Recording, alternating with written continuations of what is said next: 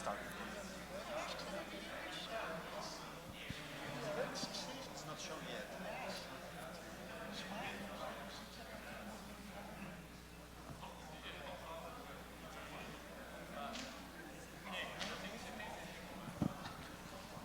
Bom dia a todos, bem-vindo a mais um colóquio do Instituto de Física de São Carlos.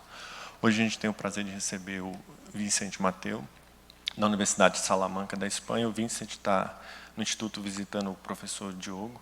Tá? Eles têm um projeto FAPESP junto e semana que vem eles organizam uma conferência em São Paulo, então o VICENT foi gentil o suficiente para, durante sua visita, apresentar esse colóquio. E agora eu vou mudar para o inglês para apresentar o VICENT para vocês. So Vicent did his studies at Valencia University, both undergrad and PhD. Then he did a postdoc at the Max Planck Institute in Munich. So afterwards he got a Marie Curie fellowship, and then he moved to the MIT to do another postdoc. Then he came back to Spain, to Europe, to work in Vienna, and then he moved to Salamanca. So in 2014 he got an award by the Spanish Society of Physics, or Royal Spanish Society of Physics, and he was a young talent theoretical physicist, so he got this award in 2014, and he works mainly in phenomenology of particle physics, QCD, and effective field theories, and I guess he's going to tell a bit about his story today, so thank you so much for coming.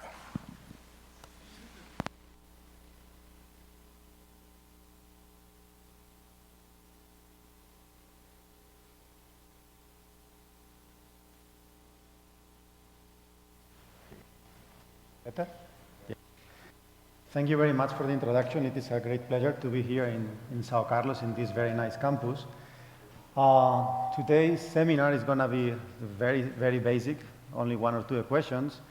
I'm going to drive you through the brief history of particle physics, and we will start by the first particle detected, the electron, and we will stop into the heaviest particle known today, which is the top quark.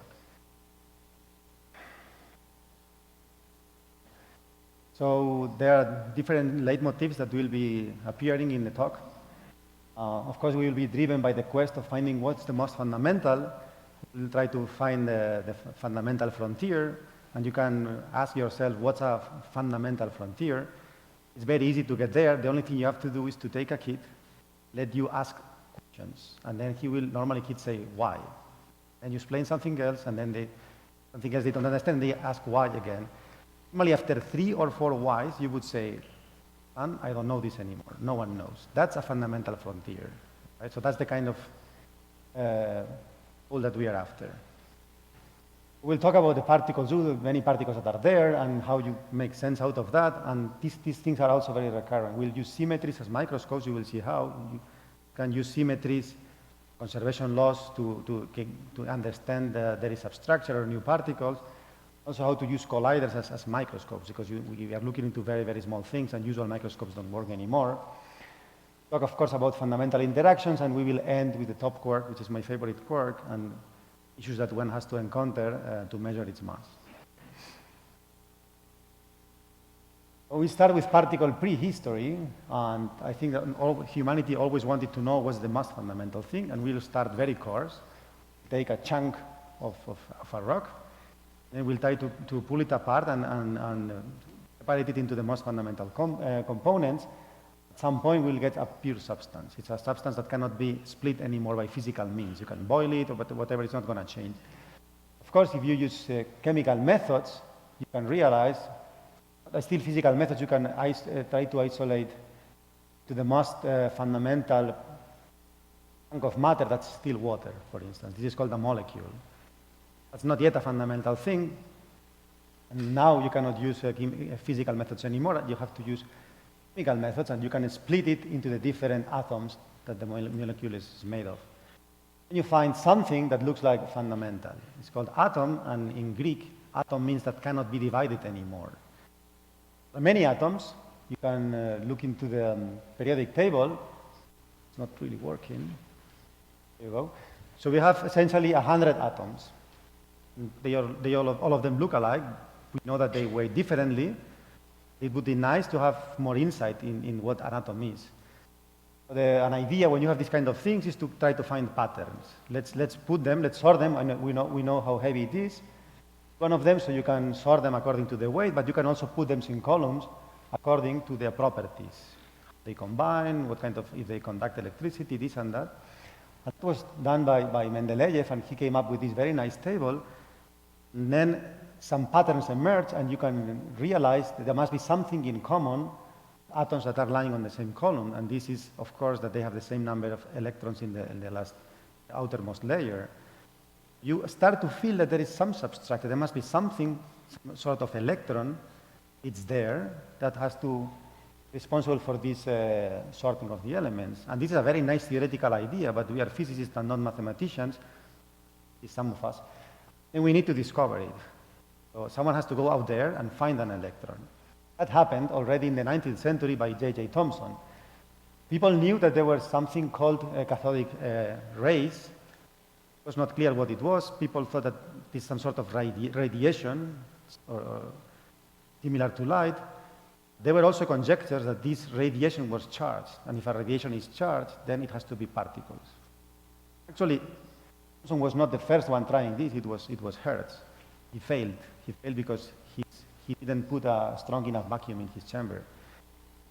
Thomson repeated the experiment, and he was able to show that these cathodic rays were being deflected by magnetic and electric fields. And the moment this happens, it's clear these are particles.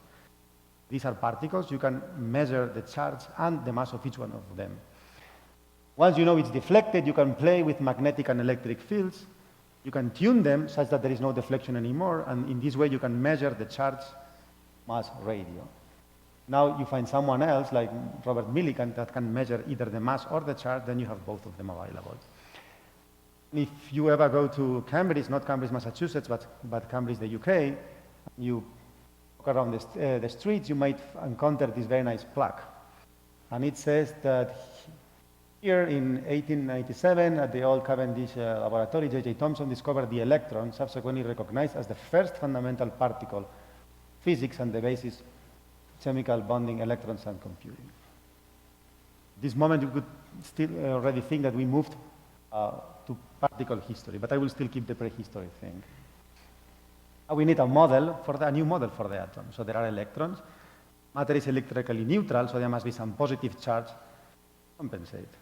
And the idea of Thomson, which is a very natural idea, is that because charges of the same sign repel, positive charge has to be somehow distributed. Another consequence of the experiment, once you know the mass and the charge, you know that the mass is terribly small. You know that the mass of the matter is not due to the negative charges of the electron, but to the positive charge. It is very important. Most of the mass comes from the nucleus. Not known at the time.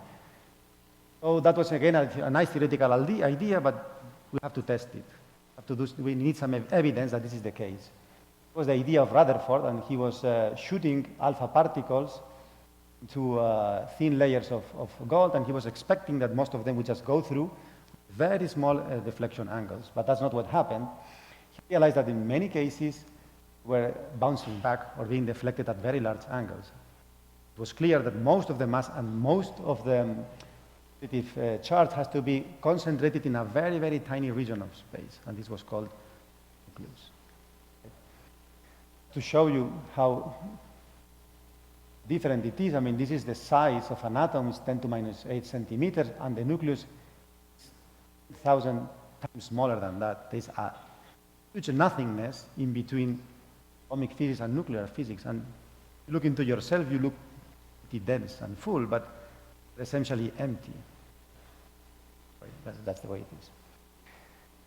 Now, once you know that there is a nucleus, you discover the second particle, because you can take, now that take the simplest possible atom, which has one electron and one nucleus, and this nucleus, you call it the proton.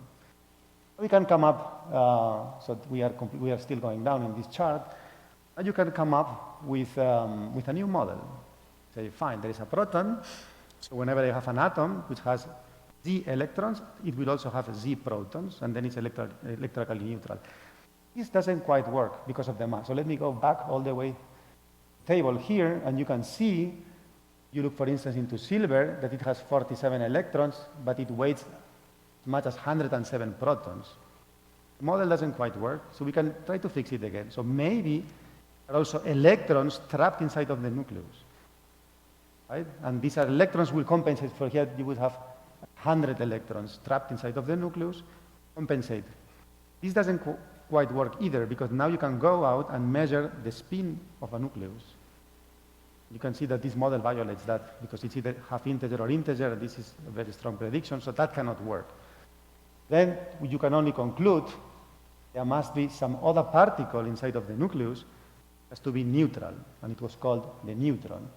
And nice theoretical idea, someone has to go out there and check if that's true or not. Chadwick was behind that for many, many years. I mean, he had like a large group of people, and for many years everyone was making fun of him. He could not find it, but eventually was able to design a nice experiment. So he was shooting alpha particles into some beryllium, and neutrons were produced. Of course, there was some magnetic and electric fields here to make sure that any charged particle not reach paraffin wax, and whatever neutral particle could make it here could excite protons that were subsequently detected, the way neutrons were discovered.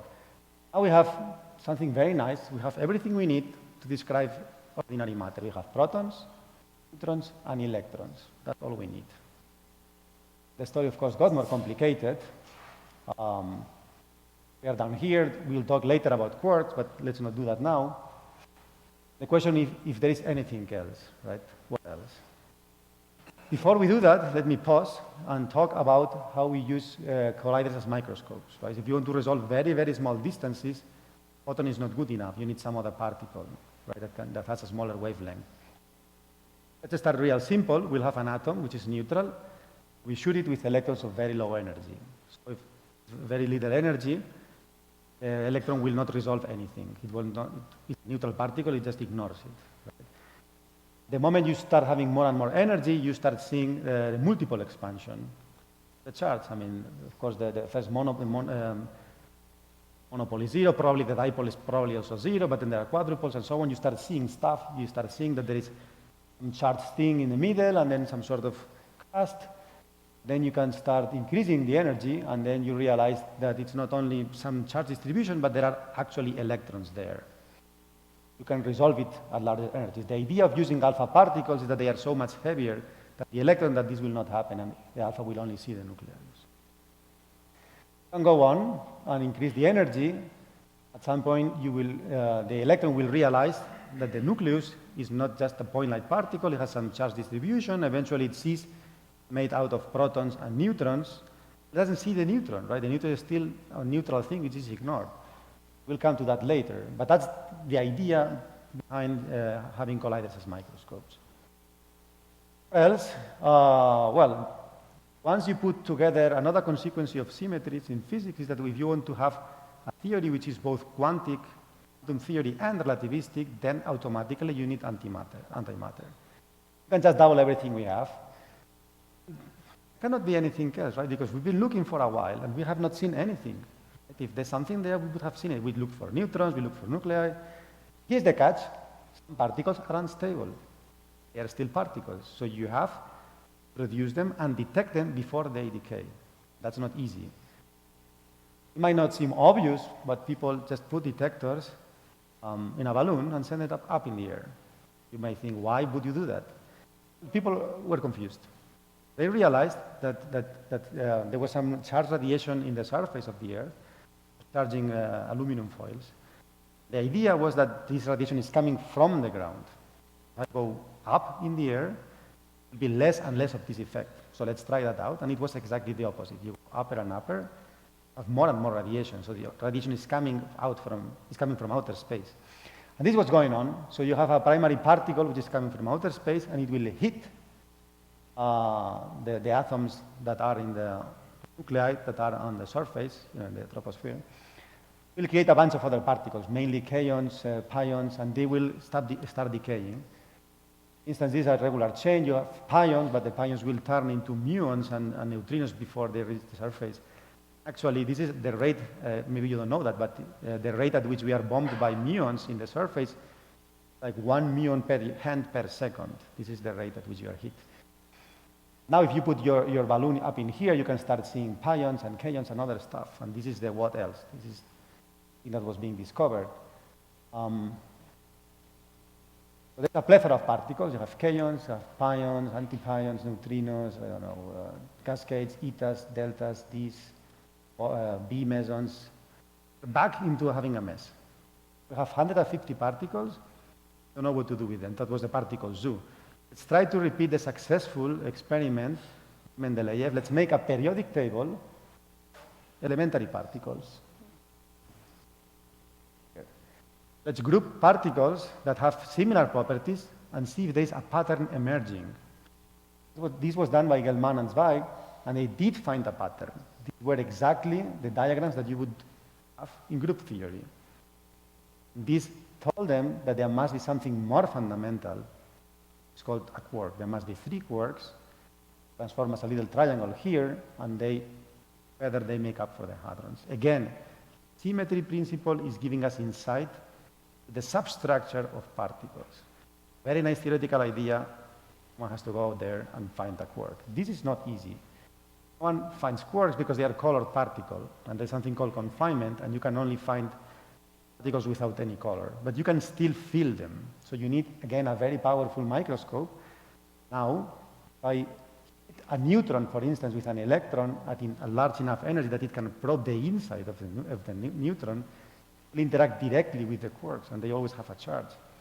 That's the direct evidence, the quark that was in Slack, and this name parton was given to Feynman. At some point, they identified the quarks and the partons. Now the picture is more clear. So we have hadrons, which are made of bound states of quarks, and these quarks are bound because of the gluons. Then you have other particles that do not feel strong interactions. Particles that you can see don't have any color charge. Those are the fundamental interactions. You have electromagnetism, weak interactions, strong, and gravitational, but because gravitation is so weak and plays no role, from this point on, it will not be showing up in this talk. Let's put some order in this mess. Right now we have enough evidence of what's going on, so let's try to make a chart, right, and try to understand. So we start very simple. You know that to describe nuclear physics, you only need nucleons, and then you only need 2 quarks, up-type and down-type quarks. We also have pions, and they were predicted by Yukawa because back in the day the people were confused, and so there must be some carrier of the strong force, and Yukawa, some very simple arguments back in the envelope, said there must be something called a pion, this mass, and someone should go out and find them. We'll see what happened. But eventually discovered, but people were confused in the beginning. Make atoms, you need electrons and you need a carrier, which is the photon. You also need to bind these guys together, so the responsible for that is the gluon. The gluon is the carrier of the strong interaction. It has the peculiarity that it carries also color. So the electron interacts with charged particles, but it doesn't have any charge by itself. Gluon interacts with colored particles, and it carries color by itself, and this has very deep consequences known as asymptotic freedom and confinement. This is everything we need to describe ordinary matter, and so these theories are based in a symmetry principle, which is called the gauge principle, that has very profound implications. In particular, it's telling us that the photon has no mass, the gluon has no mass. On that later. And muon was discovered. That was shocking, because they were after the pion. They found a muon, Anderson. They thought it was the pion because the mass is similar. Everyone was happy. Looked more deeply into it. They realized it doesn't interact with the strong interaction, and then everyone is confused. And even Ravi said, "Who ordered that?" I mean, no one wanted this. Okay, let's go on. The strange quark was found. The strange particles were found, and then it was identified with a new quark called the strange quark.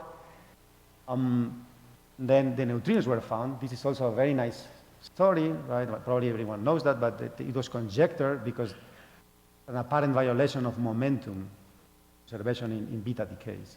It was conjectured and then even found. It was very tricky experiments. Not only one, there were also 2 muons, and they are different. You could check that they are different particles. So now we have some sort of asymmetry, right? It would be nice to have something up in there, right? You need some arguments. So before the thing that's missing in here was found, it was conjectured, again by symmetry arguments. The story goes as follows. Particles decay weakly. When they decay, they are emitting a charged particle. It will change flavor and also charge. Right? This is called a charge current. It's flavor changing. It's changing the flavor. You can go, an up can go into a down or a strange. It changes the charge. It cannot go in this direction because down and strange have the same charge. There is experimental evidence for the absence of flavor changing neutral currents. If you can emit one W, you could emit two Ws. I emit a positive one and a negative one. Then I change the flavor. I'm not changing the charge, and this is forbidden. What do we do now?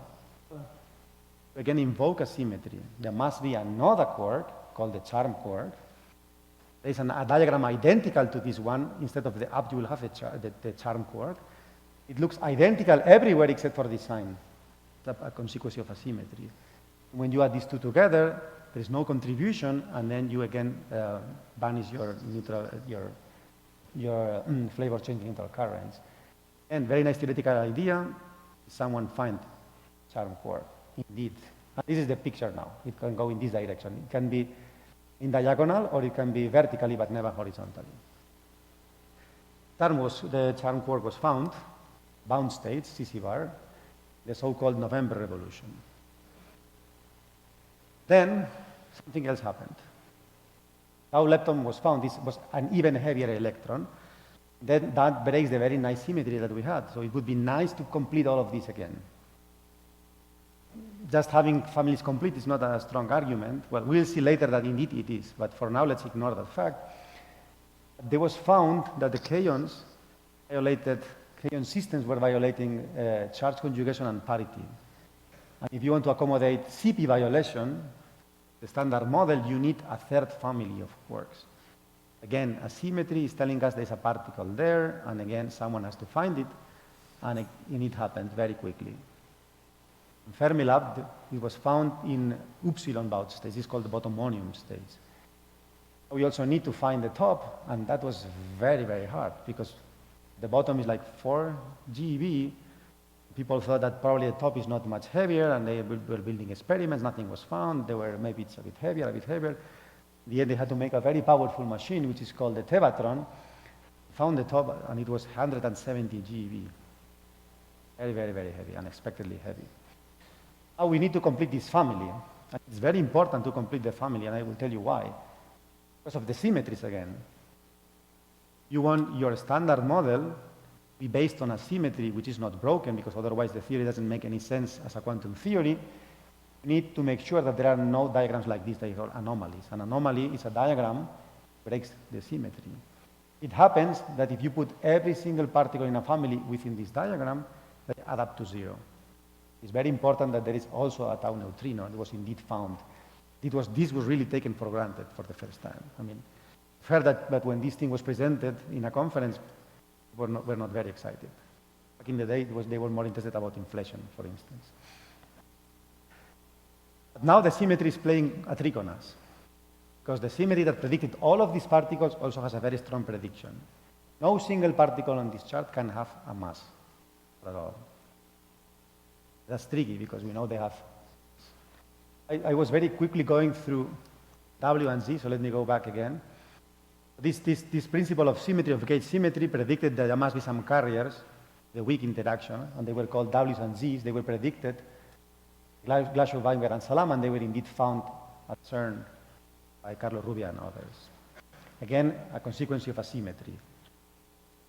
We want to break our symmetry in a way in which we can give particles a mass, but we don't want to break it that badly that our theory is just bananas. What we're going to do is the theory is symmetric, but we will break vacuum. The vacuum is no longer symmetric under the symmetry. This is called a spontaneous symmetry breaking.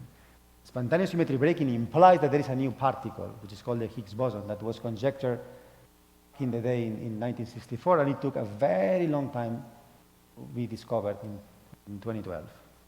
It was found again. We conjecture a new particle because we need to break the symmetry. It's there eventually.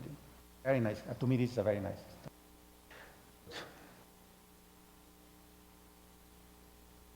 These are the very famous plots on how this was discovered. Now this is the picture. We have carriers of the interactions. They are gluons, or Z and W bosons and photons.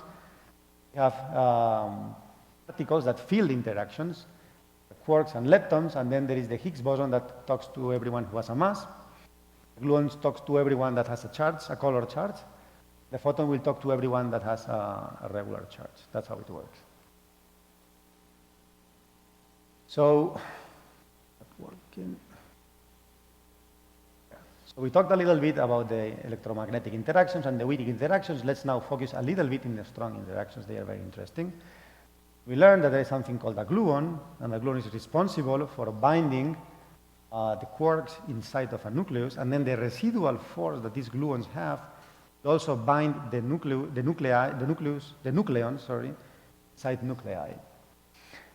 Not only that, I mean, the residual static energy, the potential energy that these gluons have, responsible for 99% of the mass of ordinary matter. So we have learned that the Higgs is responsible for giving particles a mass, but it's only responsible for 1% ordinary mass. The rest is all accumulated static energy, the potential energy of the gluons. This is very interesting.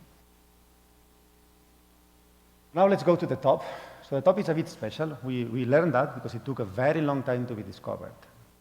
It happened like that because it was so heavy. It is the heaviest particle ever. It's kind of funny. The Higgs is giving the top a mass. It's giving it a mass which is larger than its own mass.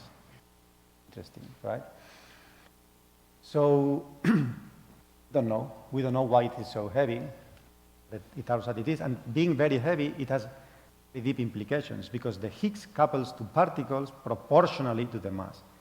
The heavier a particle is, the stronger is the coupling of the Higgs to that particle.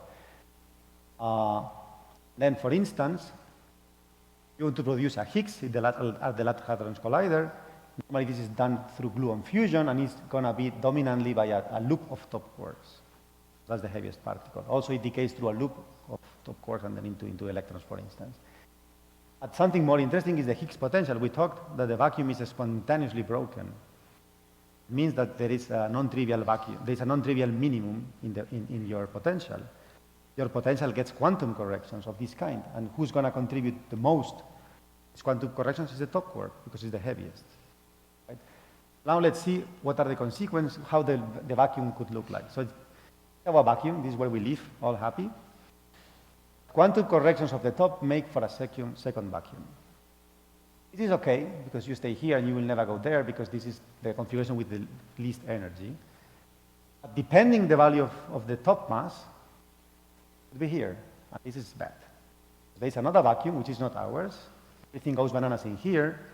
You might think, well, never mind, you will never go through this, because the energies today are very small, and there's not enough energy to pick yourself up.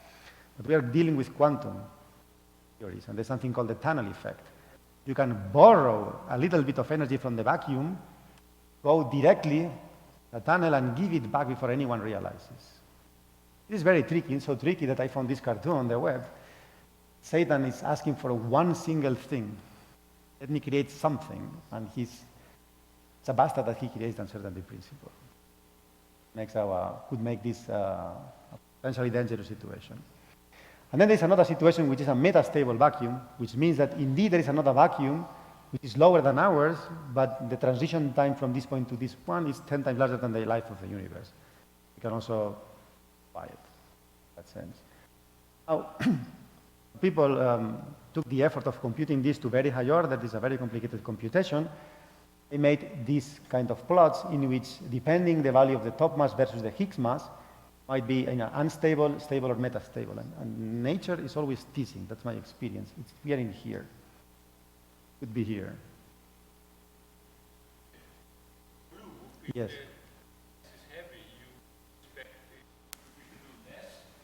That's right. Because this is only important at very large energies. In this other vacuum, it's at very, very... Then it's no longer... It's the other way. It's the other limit. But you're right. Otherwise, it would be a point-like particle. I agree. But nature is teasing, and we don't know yet. Now we'll see. We'll come to the point of the top quark mass. We don't really know which mass we are using, so it could be that we are somewhere else, and that could be potentially disastrous. This is to motivate the importance of having a very precise top mass measurement. So let's look again into the top. It's very special because of two things. It's very heavy. It's very unstable. It decays very quickly, so quickly that it cannot form toponium or any other kind of bound state. There's no time for that. So in this picture, we identify our friend at the top.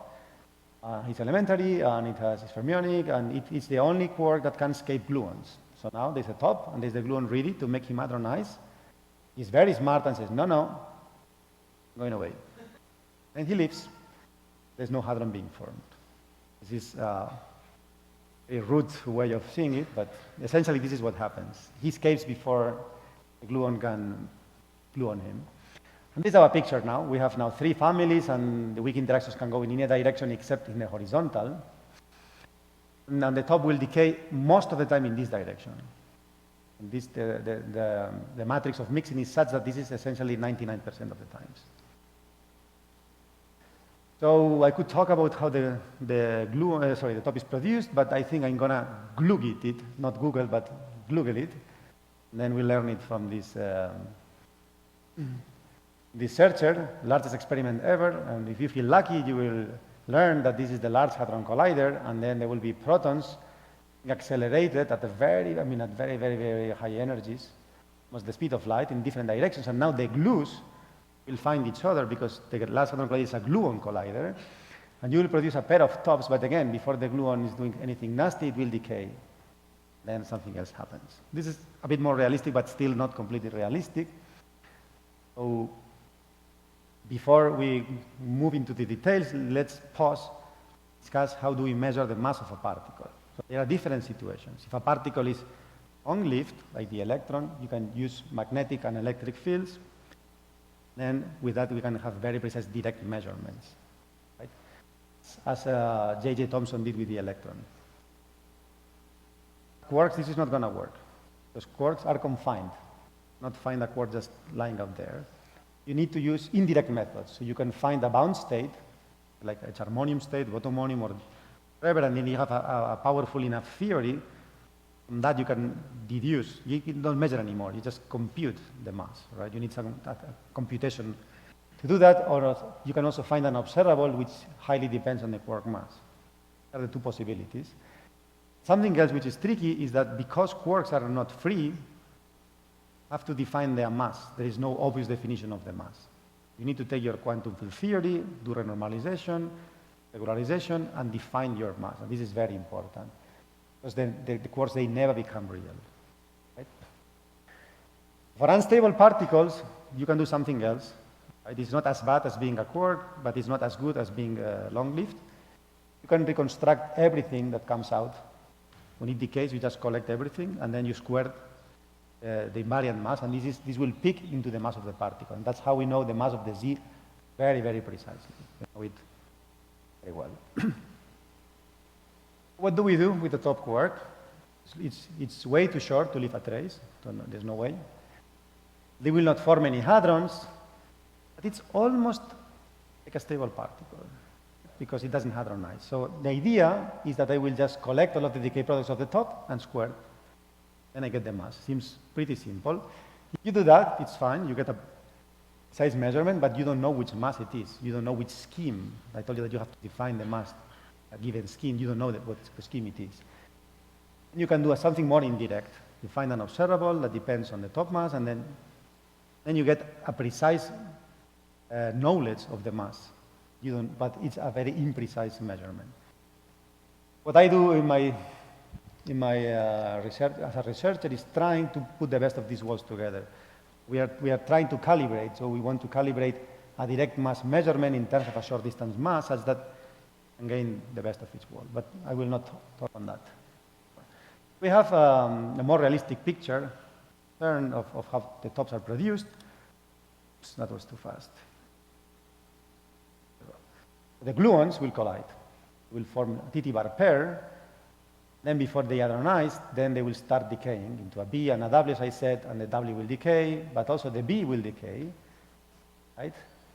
To a C and another W that decays again, and the W and C decays and into an S, and that everything decays, right? And this sounds very complicated, but this is an extreme simplification of the problem. This is extraordinarily childish.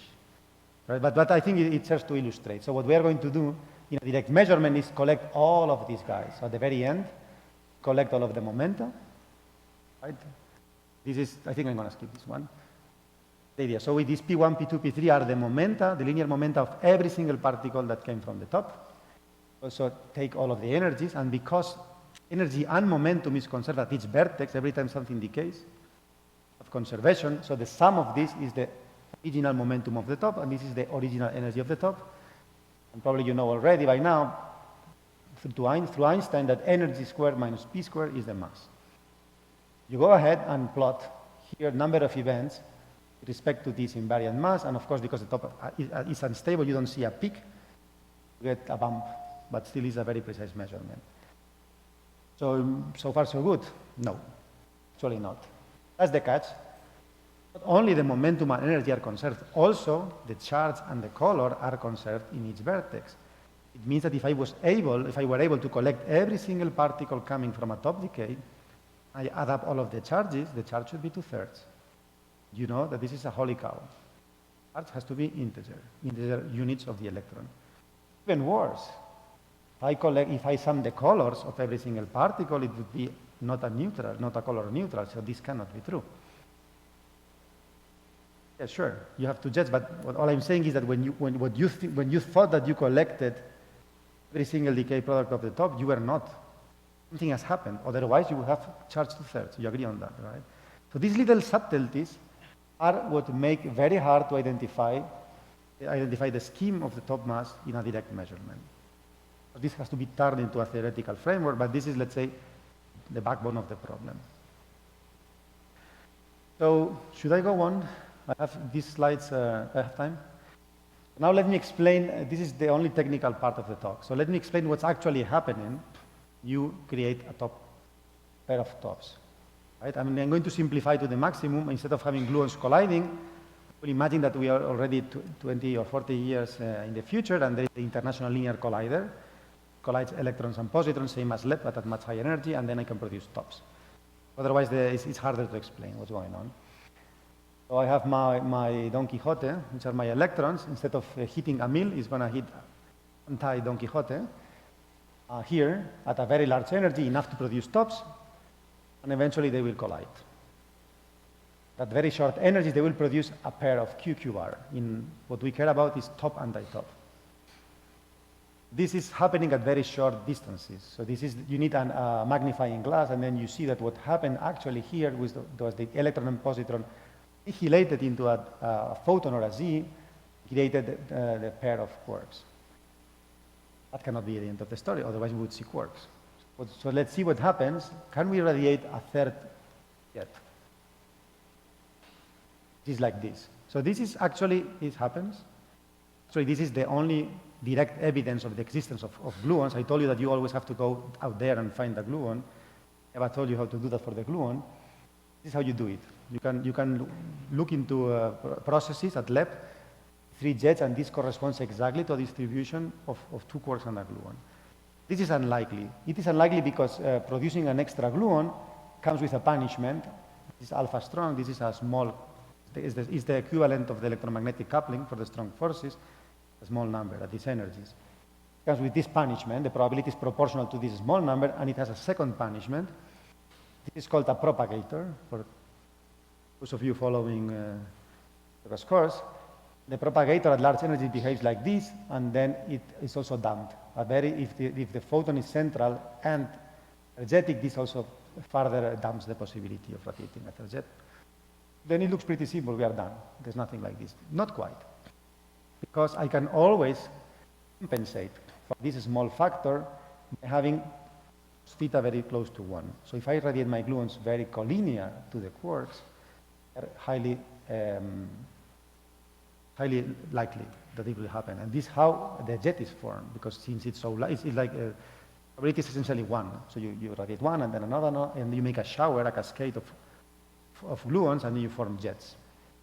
This is the end of the story. There will be nothing in between, only jets. And this is not quite true, because there's another way of compensating, having a small number here, which is you can have central gluons as long as the energy is very small. These are called soft gluons that compensate, and they are also order 1. Can produce many of them, but not very energetic, populating region in between the two jets. And this is very important because that's the way in which color is neutral in the end, jet by jet. These are ones, have a gluon being communicating the two jets, making sure that each one of them is color neutral. This is complicated. You cannot just do Feynman diagrams. This is harder than this because the probability of editing 1 or 2 or 3 is the same. So you need some sort of resummation. This is done, for instance, with effective field theory techniques or parton showers, things like that. Again, this cannot be the end of the story because they are still partons, so at much smaller energies, at some point, hadronization takes over. It happens always. Whenever you have processes involving strong interactions, eventually, Feynman takes over. It turns every single particle in here into hadrons. And that's the way. It's complicated. We don't really understand how this is done. This is one frontier. Models, but it's very hard to describe hadronization properly.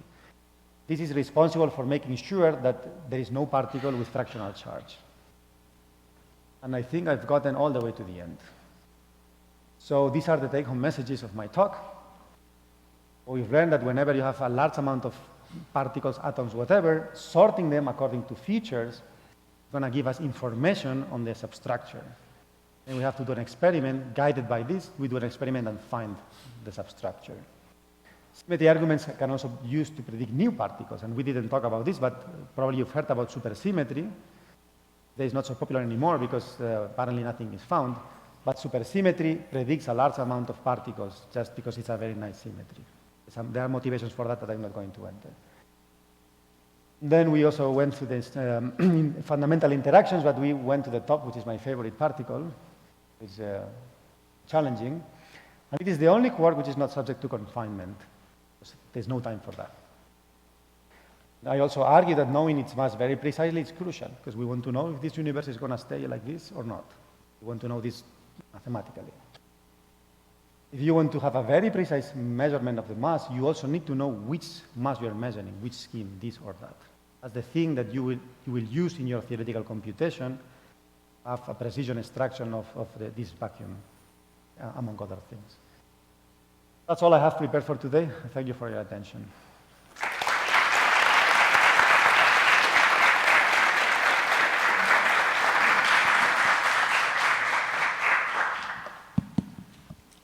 Thanks, this was a nice talk. Questions?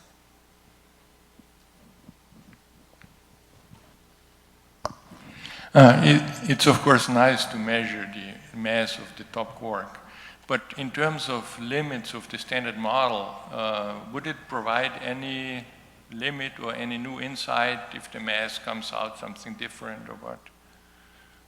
Yeah, this is very important. I mean, it is one of the gates to find new physics, actually. Because the mass is so large, I mean, it may have a strong component of new physics that we don't know yet. And it's related to the Higgs. You will measure the Higgs prop. One way of probing the standard model is measuring Higgs properties. I mean, the branching ratios to this, branching ratios to that. And you have to compare with a theoretical prediction, and the top mass will always be there. To change the top mass, your theoretical prediction for a branching ratio or whatever is going to change a lot. You have to have a strong control in order to compare and figure out if there is. It's an indirect thing. It turns out that way, right? A precision observable, which can be properties of the Higgs. A precision observable depends on the top mass. Precision means that you can compute precisely and you can measure precisely. If you want to predict precisely, you need a precise top mass. So yeah, it is crucial. Disentangle new physics from ordinary physics.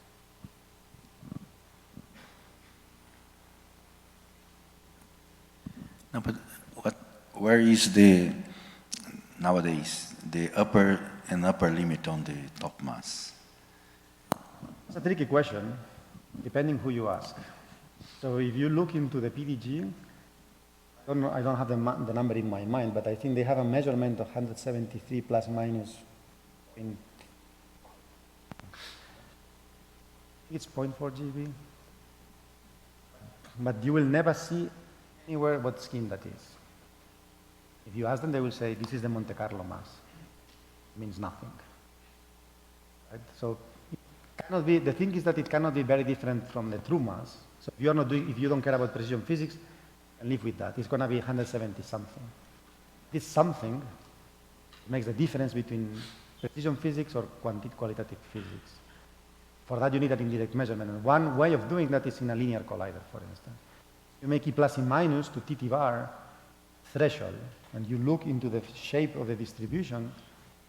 This is a very tricky theoretically, because you have not really bound state, but you have Sommerfeld effects, non-relativistic effects, and then you have to be very careful. But principal things are prepared to have a precise measurement there. There you know exactly whether this is MS bar or 1S or PS or whatever. A direct measurement is very hard. You need a Monte Carlo to tell you who belongs to the top. The Monte Carlo tells you that, it means that it's putting its mass definition there. It's not really a good definition, because the Monte Carlo is not fully based on quantum field theory. It's partially based on it. It has a model, it has a shower, it has shower cutoff. All of this crap builds what you understand by the top mass. That's the current limitation. Now the current limitation at the LHC on Tevatron is not an experimental one, it's a theory one. Did I answer your question?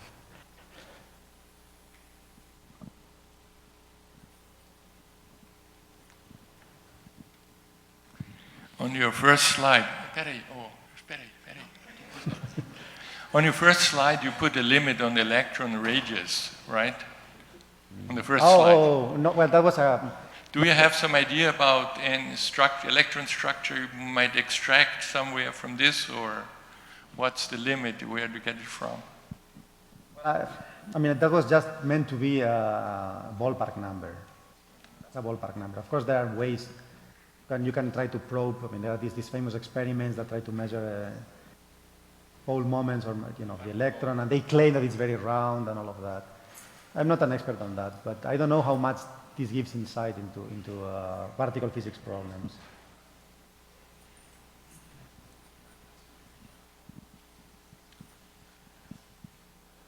Further questions? So if not, let's thank Vincent again.